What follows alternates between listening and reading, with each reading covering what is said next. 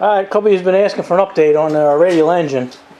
We've been just manufacturing parts. What we got here is, this is one of the cams. You know, we're going to use all three of them, but we don't need this gear on there. We're going to put our own gear on. So Mike had already machined down what he needed. He's actually going to put sprockets on there.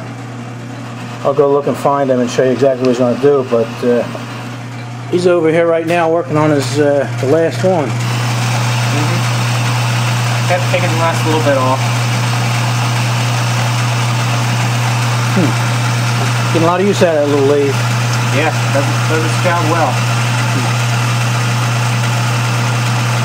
Well, let me find some sprockets and I'll show you what he's going to do with it. Alright. Alright, Mike, explain to these guys what you're doing with this. Oh, okay. Well, it's going to be a little tough to see, but we can see it because it's black on black. Okay. Well, we're going to have the 3 camshafts.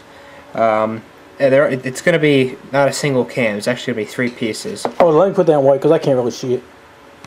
Alright, we put some white down so you can see this a little better.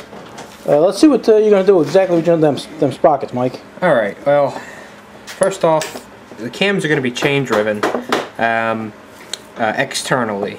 So inside the crankcase there's only going to be the actual shaft with the lobes. All the driving is going to be done outside of the case, just for space reasons. Okay, and this one here is going to be attached to the right. This is going to be on the crankshaft, right? And then 3 for each camshaft, 1 sprocket for each camshaft. Now, like I said, it's going to be chain driven, and the chain is going to route something like this outside of the crankcase. Okay, we're not going to use these gears, so let's get this out of our way. Yeah. What kind of chain is that? It's number 25 chain. That's really tiny. I believe it's 25H chain. H is the designation.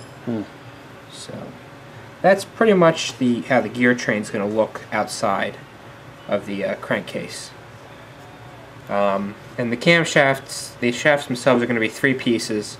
You know, if you're familiar with the Briggs & Stratton engine, you know that the cam pin itself is held stationary in the block, and the shaft rotates on it like that.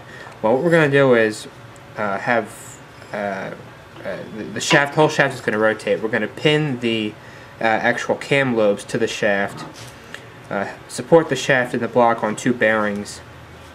The shaft's going to protrude through the back bearing, and one of the gears is going to be set onto it. We don't know how we're going to attach the gear to the shaft yet, but it's going to look something like that, with a bearing here and a bearing here. And this is going to be inside the block, and the chain is going to be outside turning the cam. So, of course, we had to make sure you have to transfer. When we cut that gear off, we transferred the timing mark. You can see it right there on each cam, because that's still important. You can see there, and there. So it's of course important. So that'll give you an idea. Yeah. And it'll probably make some suggestions on how you can attach it and all that. But yeah, we don't have the tooling to put an internal keyway yet. Approach. So we might have to acquire that, but we're not sure. We definitely don't want to just set screw it on there, because it'll never hold. Well, yeah, and timing's pretty critical. Right. Just for ease of taking it apart and putting it back together. We'll figure something out. All right, let's continue on, and we'll start fabricating a few more parts. Alrighty. All right, if we got something interesting, I'll show you. All right.